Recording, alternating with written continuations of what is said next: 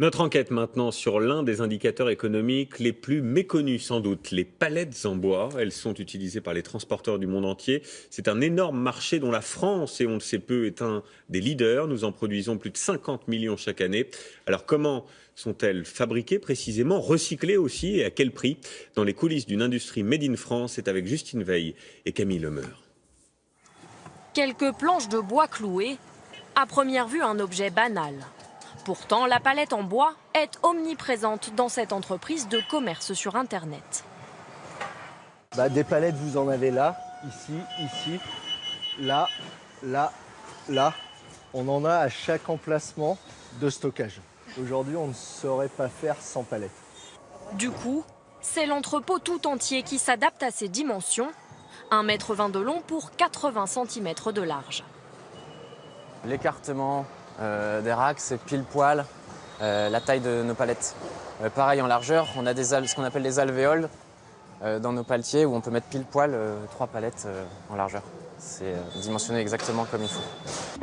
En 50 ans, la palette est devenue un incontournable de l'industrie. 95% des marchandises fabriquées sont transportées grâce à elle. Comment la France est-elle devenue le deuxième producteur d'Europe?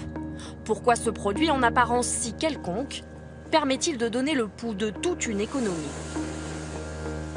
Tout commence grâce à un atout géographique français, les Landes, la plus grande forêt privée d'Europe.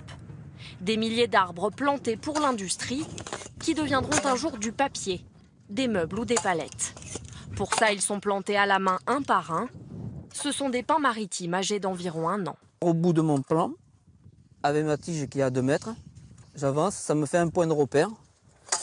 Je plante mon tube dans la terre, j'appuie sur la pédale, je mets le plan à l'intérieur du tube, je lève mon tube et je tasse.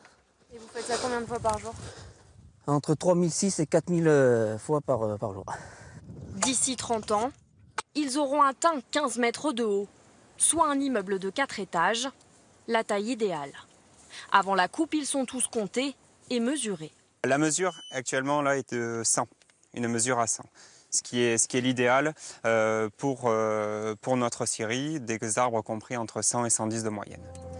L'abattage ne prend que quelques secondes grâce à cette immense machine.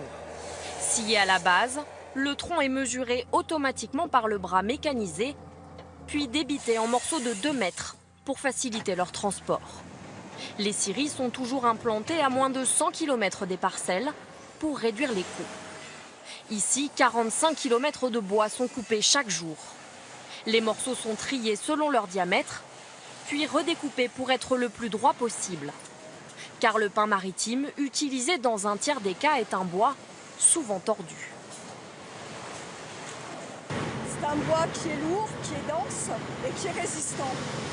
Et donc, pour assembler des palettes, c'est des caractéristiques techniques dont nous avons besoin. Dans cette scierie, l'assemblage est entièrement automatisé.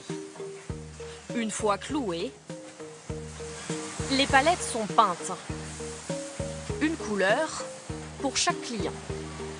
Elles sont ensuite séchées dans de gigantesques fours. Au total, la fabrication peut se faire en à peine 24 heures. Une cadence vitale pour l'entreprise qui doit produire beaucoup, car sur une palette vendue 7,50 €, elle ne réalise que quelques centimes de marge. Et si tous les modèles semblent standards, la clé du succès, c'est aussi le sur-mesure. Il y a plein de particularités, comme les angles par exemple qui sont abattus pour éviter de crever des sacs lors des manutentions. Ici, vous voyez des chanfreins, comme si nous étions menuisiers pour pouvoir passer aisément un transpalette. En Angleterre, comme parfois ils font des choses différentes de la France, le plancher est dans le sens de la largeur. Là, le plancher, vous voyez, sur celle-là, est dans le sens de la longueur. Si le patron est si fier de son produit, c'est parce que derrière son image banale, la palette permet de mesurer l'activité économique du pays. Comme tout se transporte sur palette, quand ces chiffres de vente décollent, cela veut dire que l'industrie tourne à plein régime. Nos palettes sont directement apposées sur les lignes de production de nos clients. Ce qui veut dire qu'on sent à l'instant T, en live, on sent tout de suite comment se comporte le niveau de production de nos clients. Est-ce qu'il est bon, est-ce qu'il est en hausse ou est-ce qu'il ralentit? D'ailleurs, un monde sans palette, un monde économique ne pourrait pas exister. Puisque en moins de 8 jours, vous voyez, si aujourd'hui on ne livrait plus de palettes, en moins de 8 jours, toute l'économie sera à l'arrêt. Si la France est vice-championne d'Europe de la palette, Depuis la crise, la production nationale ralentit. Aujourd'hui, 52 millions de palettes sont fabriquées chaque année. Et beaucoup d'entre elles sont désormais réparées, car c'est aussi un produit durable dont les pièces endommagées peuvent être remplacées. L'avantage de la palette bois, c'est qu'elle est réutilisable, réparable à vie. Après, c'est vrai que s'il y a trop d'éléments à réparer dessus, on la détruit. Et là, même la palette est réutilisable en biomasse.